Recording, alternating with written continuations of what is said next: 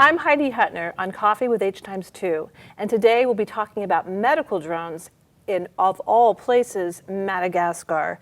We'll be talking with a number of people. We have a variety of interviews that will be happening. And first, I'll be speaking with Dr. Pat Wright, leading primatologist who works on lemurs. And she also has this research site. We've spoken before, maybe you've seen our show, in Madagascar, where they do all kinds of things: biology, anthropology, political science, you name it. And now they've branched out. Well, they've been doing medical work for quite a while, but they're adding to this medical drones, a whole new level of involvement with medicine and technology. So welcome, Pat. Great to have you on the show today. It's wonderful to be here. So Pat, tell me about this new relationship that has been developing between the Global Health Institute and the Centre Bio, which you founded. Yes, well, the Centre Bio has been doing health issues for a long time in this site in Madagascar. But for the first time now, we are teamed up with the Global Health Institute, and we are taking the technology further to help the people around the park. So how do you work with medical drones in Madagascar? I know this is the first time this ever happened. How did you even, who thought of this medical drone idea, and how does it work in Madagascar, of all places? Well, first of all, we have a problem in Madagascar. We have people that live way away from any health clinic, any kind of hospital, and when they get sick, they're in trouble. So the problem's been there for a while. And then Peter Small had this idea: why don't we get the medicine out to them? It's too far for them, the sick people, to walk to the clinic. But if we had somebody on site and we just flew the medicine to them, wouldn't that be a great idea? And I thought, yes, but how are you going to do that? So you brought these medical drones to the site, and you have laboratories there, right? So if you go take specimens, you can bring them back, which is perfect setup. Yes, about 3 years ago, we started setting up modern laboratories at our research station. And we have a minus 80 degrees centigrade freezer that will freeze the specimens. We have all kinds of equipment at the laboratory. But of course, the laboratory, our research station, is very far from these villages. So sometimes some of them are 2 days walk. Through forests, rainforests, mud, rivers. It's a very steep terrain too, so that in addition to being far in distance, they're extremely steep and difficult to get to. And you've been doing this for a while. I know that medical students from Stony Brook University have been going out in teams to these villages, but it's a long trek. It's a difficult trek. They have to pack up rice for 2 weeks. They have to truck down and up these small paths to get there, and then they finally get there to start to do their magic. But you know, you don't know always which medicines to bring. You don't know. Well, there's emergencies happen all the time, and now with cell phone service, we can have the remote villages actually call in the problem. And the cell phone service works from these villages? Everywhere in Madagascar, cell phone service is working now. It's just amazing. That's been a revolution in itself. But cell phones alone are not enough for saving people's lives. But these drones are something that, you know, I couldn't even have dreamed of it. I mean, you can imagine if you're a mother and your child is a raging fever, and it's probably malaria, but you don't know. And you know that there's medication that can save that child, but it's a 2-day walk to get that medication. How much better it is if suddenly there's this incredible drone coming through the sky with the medicines that you need to save your child. It's just revolutionary. And how long does it take for the drone to get from some of these sites back to your laboratory? It's a little over an hour. That's extraordinary. It's amazing. That's faster than many of our commutes in our suburban locations or city locations to get from the doctor's office to one's home, right? There's no traffic jams up there in the air. Wow, that's extraordinary. So what do you see the future of this? Because this was the first experiment with this, right? Yeah, so what's the future? This was a pilot. We were hoping that it would work, but we weren't sure. So now that we know that we could do it, now what we're hoping is to get a fleet of these drones stationed at Centre Bio. We're teaming up with Pivot, which is an NGO that works on upgrading the clinics and the hospitals. So we work with them, we work at the Global Health Institute, and we work with all those people. There's about 50,000 in the region that we can reach out to. That's so exciting. And so it's so interesting to me that you've gone from being a lemur specialist. You came to Madagascar first to look for the bamboo lemur. Which, Long time ago, yes. how many years ago was that? 1986, so it's 30 years. And you were describing that the condition of Madagascar then was very different than it is now. Yes, well, the roads, even the main roads, were not paved at that time. And things have improved a little bit. Certainly things have improved a lot in the region where we are, because we get ecotourists now, and the villages on the road are, they can get medical care. Now we're worried about expanding to get those villages that are far away. Very, very exciting and so important. And it's one of the most poor countries in the world. Oh, yes. Oh, Madagascar. It's the 4th largest island in the world, and I think it's the 3rd poorest from the bottom. So I'm sure the people really, really will benefit from these drones. And I thank you so much for coming on today. We'll be speaking with more people who are on site. So exciting to have you here. And I'm really looking forward to hearing about what will happen in the future with the drones and with more of your research and work in Madagascar, which is so important. Great. I'm looking forward to working with the drones well into the future. Thank you, Pat. And when we come back, I'll be speaking with Dr. Peter Small, head of the Global Health Institute. Hi, we're back with Peter Small. Dr. Peter Small, you're doing this work now with drones in Madagascar with the Global Health Institute. That's your project, and you head it up. That's correct. Tell me how you got to the drone piece. What was interesting, I had not appreciated what a significant problem transportation was. I've spent my entire life doing global health and been to many countries, but I've never seen a place as remote as Madagascar. And so it almost defined itself as a priority that we began working on, which was, if we're going to deliver care in such remote settings, how can we bring innovative technology? And that led us inevitably to drones. Drones, what an interesting technology, because we think of it as something violent, as a toy, and here you're doing something really incredibly good for the poorest people on Earth, practically. It's one of the poorest nations, right? And you have a background in tuberculosis. You come from the Bill and Melinda Gates Foundation, working on tuberculosis. Is that going to be part of your work in Madagascar?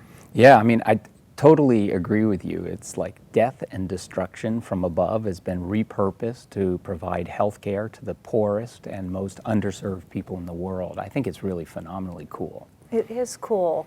And you were on the ground this summer? You were actually hiking in Madagascar? Well, I am most impressed by the spectrum of people that we have here, the diversity of people that we have here at Stony Brook. And so I really do very little. I mostly just coordinate the work of others. And in this case, it was 4 remarkable medical students who were actually there doing the hard work.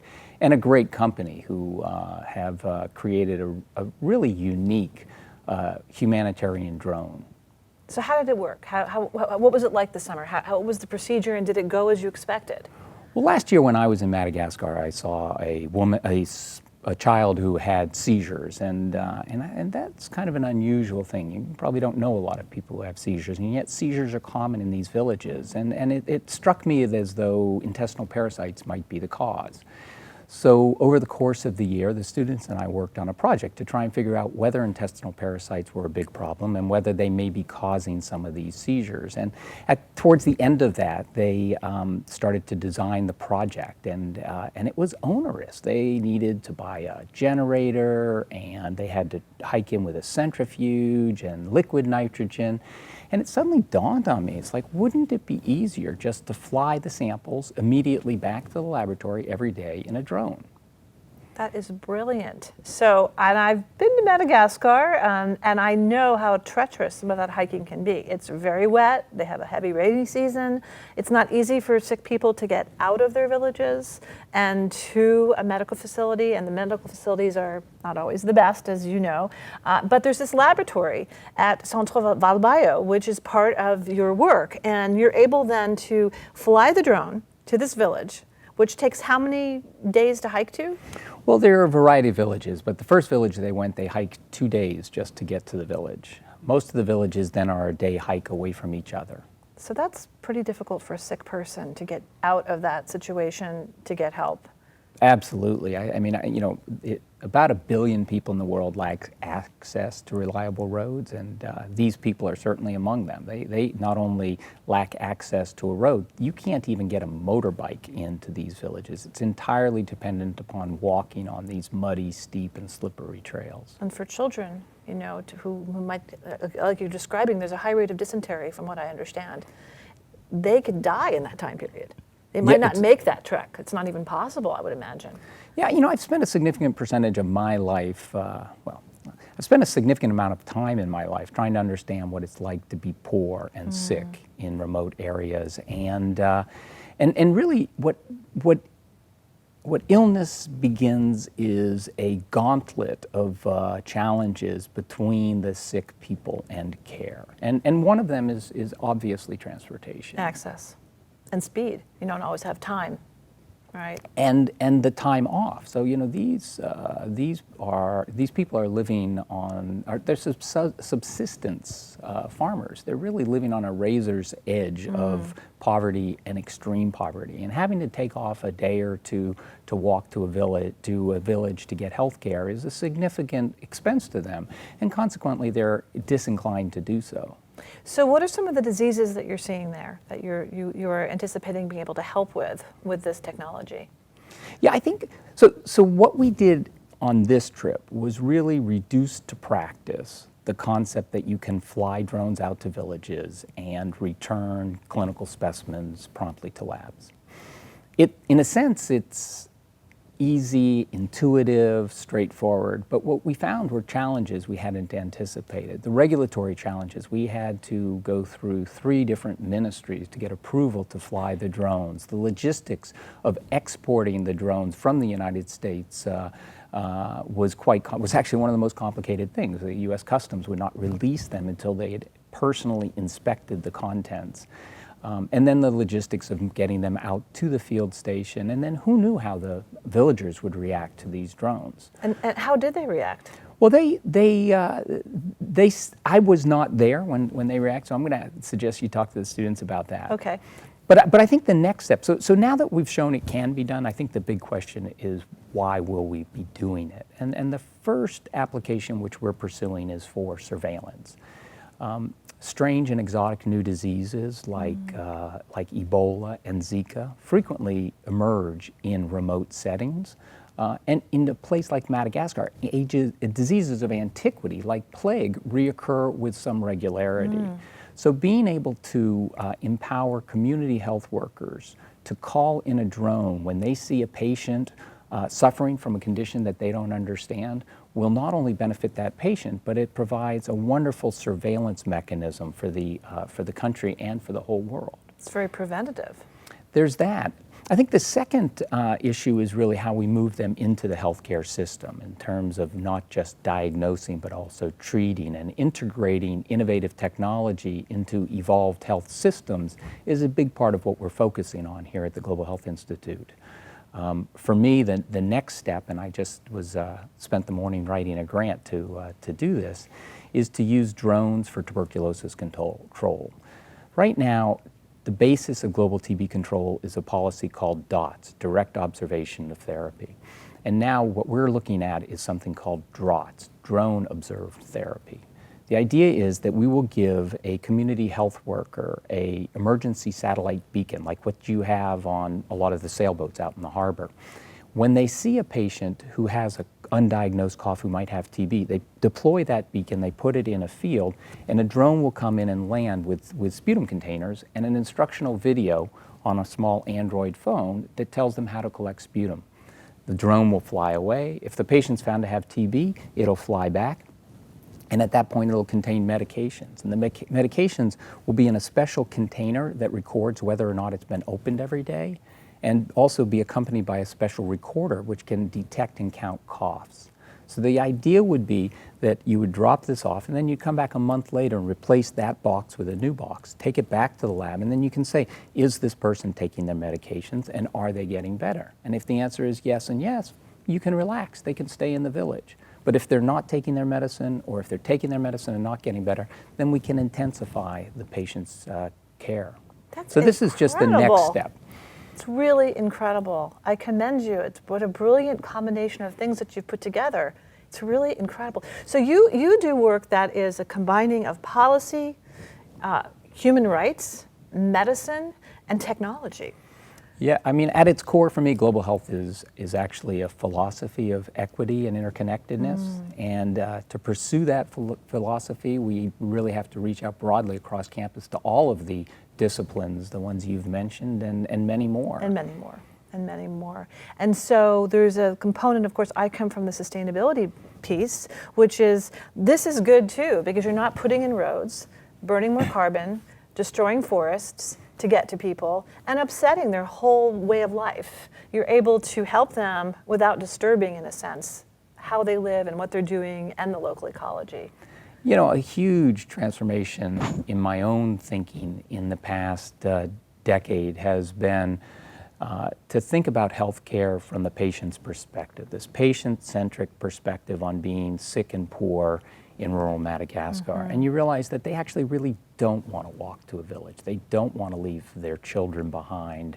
And many times they associate that hospital in that village with bad outcomes and death. Oh, that's And they get understandable. treated poorly as well. Right, so the right. more that we can use technology in an innovative way to forward deploy healthcare to the patients, I think the better we'll all be.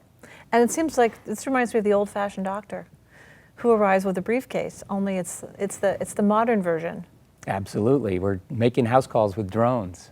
Amazing, amazing. Well, I thank you so much for coming on our show today, and I hope you'll come back. All right, there's Heidi. much Well, more thank to you. tell.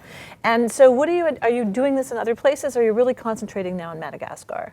You know, for me, the ultimate challenge is the transition from global health to planetary health. Right. By which I mean, it's not really just about human health. I mean, the facts are that human health is basically improving worldwide, not equitably and not fast enough. But the real challenge is that the health of the Earth is in a sad state and getting worse. Indeed. Ocean acidification, global warming, deforestation, you name it. So really what Pat and I are most excited about is using Madagascar as a test case for how we improve human health and the ecosystems that they depend on. That is a beautiful, beautiful principle, and I support it fully. So great to have you on today, and we'll talk soon. Okay, great. Thanks. Take Thanks care. for having me. We'll be back with the medical students who were on the ground in Madagascar working with the medical drones. We're back with 4 medical students who were on the ground in Madagascar. So first, tell me, how were you chosen to do this project with the medical drones in Madagascar? Well, I think it was really, we all came in with a desire to do global health. That's why we're doing medicine. So we initiated it and sought Peter out looking for a project. So it was your idea to do a project on global health. Did you think you would do it in Madagascar, or just in general, could be anywhere on the planet? Could be anywhere. I think Madagascar, we all felt we had the best chance to make a long-term impact, and we all liked the kind of permanence of this project, and Peter has some great mentorship that pulled us towards it too. That's excellent. So now, how did the drone piece come together? Well, the drone piece was kind of a last-minute addition to our project. We had a lot of logistic problems with trying to transport these samples from these rural villages, which can be far away, quite far away, 2 days hike sometimes, all the way back to the research center. And we were talking with Peter about it, and he said, wouldn't it be cool if we could get drones there? And we all thought he was joking at first. But then maybe about 3 weeks before we left, he said, we're getting drones. Yep. And so we were all obviously super excited about it, and it made us, we still had to figure out some logistics, but it brought a lot more excitement to the project for sure. So Lee, were you surprised by this idea of drones? Was it a shock to you? Absolutely. I mean, it was hard for us to even, we were told to just proceed normally as if there wouldn't be any drones in case anything would go wrong, because it was the pilot, kind of idea. So we went on and did our whole project, as if there weren't any drones. And then when they did arrive, and they did get through customs and through all the, the ministry, the government and everything, we were just so excited, and it was it was so exciting to hear that they have arrived and we could use them. So was it a long wait for the drones to arrive? Yeah, there are a lot of logistical hurdles that we had to get through. We personally weren't involved in that, but I remember at one point the drones were supposed to come, and then we got an email saying that they were held up in customs, and we were super worried. We thought that Peter had worked with the Madagascar government and had gotten all the official agreements. And so one of the connections that Pat had with the Madagascar MySet company, Benjamin went to the airport to go and see what he could work out. And it turns out the drones hadn't even come to Madagascar. They were stuck in US customs because we totally forgot about how to bring the drones out of US. And then they got stuck at France, and then they came here. So we ended up being able to utilize the drones like the last 2 days of our research. So what was your research project? So we studied the prevalence of parasitic infections in the rural villages around Ranamafana National Park. So to break that down for people who don't know what parasitic means in Madagascar, are you saying worms? Intestinal worms. Yes, worms. Nice. Yeah. And so these would get into people's bodies through their feet because many people are barefoot there. That's correct? Some of the parasites did. Others, it's fecal oral route, and we also studied how those parasites, or one of the parasites, can then get in the brain and cause epilepsy as Oh well. my goodness. And so how would you get that kind of parasite? That would be a fecal oral transmission, but it's first you get it through pork, and then through the fecal oral, it'll end up in your brain. Yeah. Eating undercooked pork, you get the adult tapeworm infection, and then through fecal oral contamination, you can get seizures. And is this prevalent? Do you see a lot of this in Madagascar? We did. We saw very high rates, and it's the lack of overall sanitation is kind of what leads to it, because most of these villages don't have good latrines, they don't have running water, it's all using river water, not boiling it. It's just very easy to spread things by not washing your hands well or not using a latrine.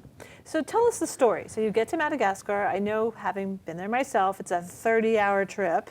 So you're very tired. You arrive. You get to Centre Valbaio, where it's a research center that Pat Wright created and set up next to this beautiful rainforest. What was that like? And then just kind of lead us through your story. So you arrive, and what? So I think I can speak for everybody when we say we were kind of in awe of the actual research center. You know, we were expecting extreme rural conditions, no electricity, all that jazz, and we had our camping equipment. We were ready to hike, and we come, and it's absolutely beautiful. You know, Pat Wright, she has done an incredible job, and she has built an amazing research center there with a really awesome laboratory in the basement, a really nice dining hall. The lounges were really beautiful, and tell us about the sound. you could hear running water wherever you are. It was incredible. The way the location of the center is actually right next to a huge waterfall area, and just So you hear that rushing sound all the time. It's very soothing. So you arrive, and then what's next?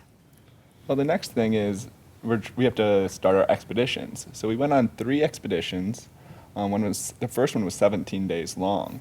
And so we get there, and we're trying to figure out, how do we carry everything that we have out to these villages? And we're trying to load up packs. Paul and I were going to carry 70 pounds on our back. The girls were going to carry 55-pound packs. And we're getting ready to do it. And what's in these packs? Tell us. In these packs are all our equipment. We have all the stuff we need to collect the blood samples. So we have gauze pads, alcohol pads. We have the lancets to poke the fingers. We also have a centrifuge, so that it's a centrifuge so we can spin the serum samples. We have a generator. That was probably one of the trickiest things. How do you get this 25-pound generator onto a pack? 40 40-pound pound. generator, right? Yes. 40-pound generator onto a pack. Did you carry the generator? I did not. I had the centrifuge. But he had the centrifuge. And then the other thing is we had to keep these blood samples cold. So we had to get a liquid nitrogen tank. And so now we have this 30-pound liquid nitrogen tank, full of liquid nitrogen, and we have to carry it out to these villages. And we're like, well, what if this liquid nitrogen, what if we slip and fall? What if we spill this liquid nitrogen? I mean, that'll really burn you if it gets on you. Yeah. And describe the condition, the hiking conditions. Oh, my goodness. So once you have all these Wow. packs on your back and you have sleeping bags, I take it, and Sleeping tarps bags, and clothes to be Tents. wet and cold, and it's also leech country, isn't it? Yes. So did you experience the leeches? Everyone did except for Cohen. and which is a good thing, because Cohen was the most afraid of getting a leech. The whole time she was. Terrified. Yeah. I wore They just fall out of the trees, right? not where we were going, Okay. but that was Common. definitely a concern of mine. Uh-huh. I wore Raining leeches. Sounds like fun. I wore like a sock and then a pair of leggings and then knee-high socks and then my pants and then my boots went up to my knees and like there was duct tape at one point. So you were prepared to keep those leeches off of your body, and you were successful. So you've got all these packs, you've got all this equipment, liquid nitrogen, a generator. Can you demonstrate the size of the generator? It's like this big. Now, did you have to think of all this yourselves? You're your Yes. own Yeah. team. Yeah. This is Well- all your own invention, the whole thing, right? We had good mentorship, You had but good we did. mentorship. We Peter was amazing, Pat was amazing, and then Luis Marcos is an infectious disease doctor at Stony Brook, and he was a wonderful mentor as well. Okay. So that helped. But Okay, that helps. But now, did you go off on your own, the four of you, with all this equipment into the jungle? So we went with the Centralville Bio Mobile Health Team. Okay, So they're a group that must of, have helped. Oh yes. They knew where to take you, right? Those are Yes. incredible guides, I know. Yes. And they're just amazing, humble people that just, just love going on these expeditions and helping people that And these are the really Malagasy far. people. Yes. So they speak Malagasy, they know this territory, they know where to take you, Yeah. they have a relationship already Yes. with the local communities. Yes. Okay. So it's 3 nurses, and then there's, a navigator, a cook, and us. Okay. And our translator, and who else was with us? That's it. I think that's about it. Did you feel a little bit like Jane Goodall on an expedition with your group and carrying the stuff? That's my image of you. That a you're little bit. A little bit. marching off Yeah. into the forest. Yeah. So you went to how many villages again? To 12 12. villages. 12 villages. 12 different villages over 37 days. It's kind of interesting. The plan was 14, but it illustrates well the difficulty getting to these villages because we had to cut out to those villages because of Now a you're river the hiker. flooding. Just a little bit of preface here. So you know what you're talking about. And if you say it's difficult, It's very It's difficult. difficult. because you're from Montana, I know you do a lot of Yes. hiking, Alaska, this whole. Okay, I live for it. Yes. So tell us how difficult it was. Describe it It for was us. quite difficult. The first 2 days, the first village we went to was a 2-day hike. Jaden and I were carrying very big packs, which made things difficult. But we were going up and down very steep hills. It's very muddy. Were there trails? Mountains. Maybe Mountains. hills for him, but these were mountains. Fair enough, mountains. The trails are a little bit sketchy. They're always very muddy because it's rained a lot. We had to take these old, almost sinking dugout canoes across the river the first day. What about the it's rice rough. paddies? Oh, yes. The rice paddies. We had Paul go first because he was the hiker, right? Right. And so as we were going through, all of a sudden I see Paul waist deep in mud Mud. from a rice paddy, and we had to pull him out Essentially of this rice quicksand. paddy. Yeah. It was pretty much like Really? quicksand. Yes. I learned to follow the guide after that. No more forging off on my own. Oh, I see. So you were doing your own thing. You weren't quite listening to the guide. A little bit. A little bit. Yeah, no, I get that because you thought you've done this. You know what this is Exactly. about. But we're in another world now. Snow is very different from mud. It's a Yes. different ballgame. Yes. The joke of the summer was that this was the dry season. Not Not the dry. dry season. So Rains you get every- this village where you look very different from the people there, right? How do they react to you? And you don't speak their language, I take it? You don't speak Malagasy? No. Okay. So what was that like? Well, at first they stare and they giggle and they're a little shy, but they warm up to us after a few days and they get excited to see us, I think, and they're very curious. And were you directly interacting with them with the medicine? Did you take their blood? Did you take the fecal matter directly from them? I mean, or was there an intermediary? Were there local people helping? We had people that were helping us, but we were also directly taking the blood samples and the fecal samples. Well, we gave out fecal stool cups I see. to them so that they could do it in the privacy of their homes. And- And then and- they brought it back to us. So they were comfortable with you then? But they were really comfortable, and that's just a testament to the relationship and the trust that Pat Wright and Center of Albio and the mobile health team has been able to build with these villages over the last 30 years. I mean, trust like this doesn't come easy in global health, and it takes a long time to build. And we were, the beneficiaries of this long-standing relationship between Center of Albio. Very important, very important. Yeah, I know Pat's very carefully worked with the country of Madagascar and the people there. So you're waiting, you must be thinking, okay, when are the drones coming, right? we want to see what's going to happen here. And were you surprised that it was taking so long? Yes and no. Yes. Because you were in Madagascar and you knew the complications, Yeah. right? Exactly. So at some point I know you split up because some of you stayed in the village where the drones came and some of you were back in the laboratory. So how did that divide up? So when the drones were here, Lee and I stayed at Center of Albio, Okay. and Paul and Jaden were the lucky ones, and they got to go out into the villages and see the villagers react to the drones when they first landed. And I'm sure they could tell Amazing. about that. It was. So tell us about the arrival of the drones and the reaction of the people there and how it all worked. It was. You actually went down to the site where it was landing, and I Yeah. stayed, because it landed in another village, and I stayed back into the village where we were currently working. Right. And from what I saw, is my first, So you were the only one there when the drones arrived of this group, or you were as well? So they were flying to 2 different villages. Oh, the I see. first flights, I hiked over to the other village to make sure I saw them. And I think you were going to talk and about. I was in the other village, but I had to fly over the village I was in to get to the village Paul was in. So I can just tell you about, we heard this buzzing of a drone, right? And it's like nothing, it doesn't fit in. You hear the rainforest, you hear waterfalls, you hear everything. Bird but sounds, you don't bird frogs. sounds. Exactly, but you don't expect to hear a drone. And so all the villagers notice it. They notice it first. They hear the sound. Everybody's looking up at the sky, and you just hear people going, screaming and clapping and cheering for this drone as it flies over that first village. And then it went to the village where Paul was. So they weren't And- scared. There was kind of a mix. I think those villagers had a better understanding that they knew more that the drone was coming because we'd had a meeting. The other village, it was less expected. I So see. at first, they knew the drone was coming, but the first thing was kind of to back away from the field where it was landing and some hesitation and fear. As soon as the drone landed, though, they were so excited. Everybody just basically picture people running towards the drone from all sides.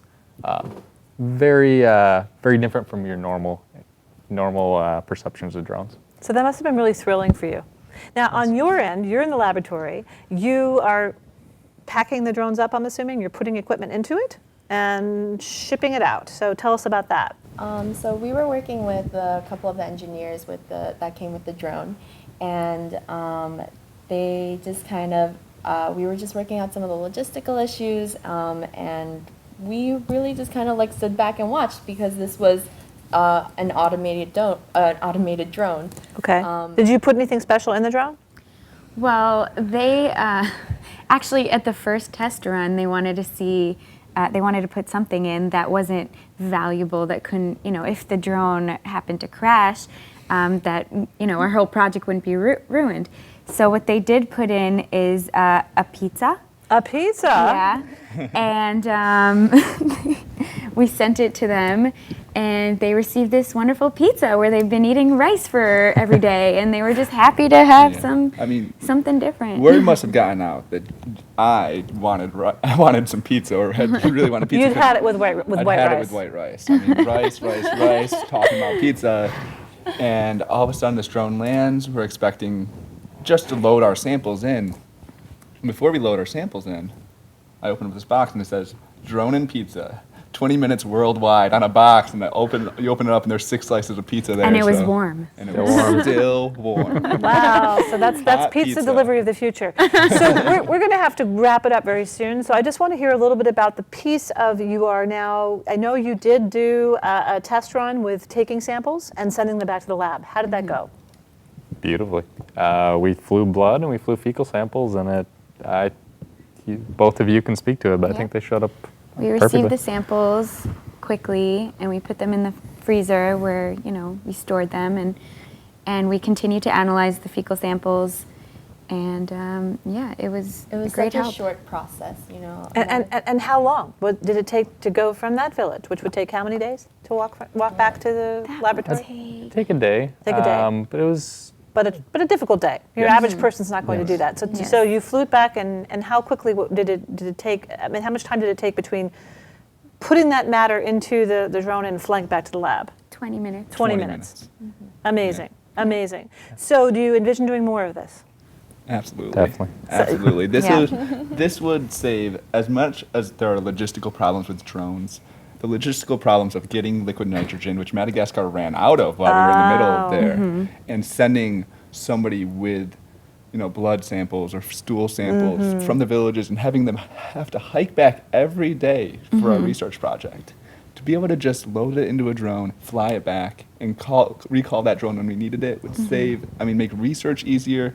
And then there's so many more things it could do as far Save as medical lives. delivery, Yes. save Save lives, lives. vaccinations. Checking on people who are ill, Yep. testing them. So this is fabulous, and I think what a great, this was the end of your first year of medical school at Stony Brook University Hospital. That must have been just an extraordinary thing, right, to think about. Did you imagine you would do such an incredible project in your first year of medical school? What an opportunity. And what an opportunity for you to make a difference in the world. That's the really exciting piece to me, is that you see now you could have a dream, of a fantasy really, to go in and science fiction, right? And you made it happen. And one last thing, I know a couple of you mentioned this to me in other conversations we've had about how wonderful it is that drones could be used in a positive way, instead of we see so much of them in a negative light. And so fearful, it's surveillance and violence, and so I think it's great. All of you have mentioned this to me. Any final words about that, about the positive purpose of the drones? Just feel like there's endless options. There's endless ways to use these drones in these villages. It just works so perfectly in a place like Madagascar, where there's no roads and people don't leave their villages very easily. It's just, there's just so many doors that can be opened. So many doors. Yeah. Well, thank you so much, Jaden, Lee, Paul, and Cohen. Thank you. Sorry for not introducing you earlier. Terrific. Now you're in your second year of medical school. Goodness knows what you'll be up to this year. Keep in touch, and thanks so much for coming on our show. Thank you. Thanks. So that was an incredible episode of Coffee with H2, and I feel honored to have a terrific set of guests. Our 4 medical students, Dr. Peter Small from the Global Health Institute, and Dr. Patricia Wright, who is a leading lemur specialist, world-class, multi-prize winning conservationist, and just look what we can do in terms of planetary health. It's just extraordinary. Thanks so much.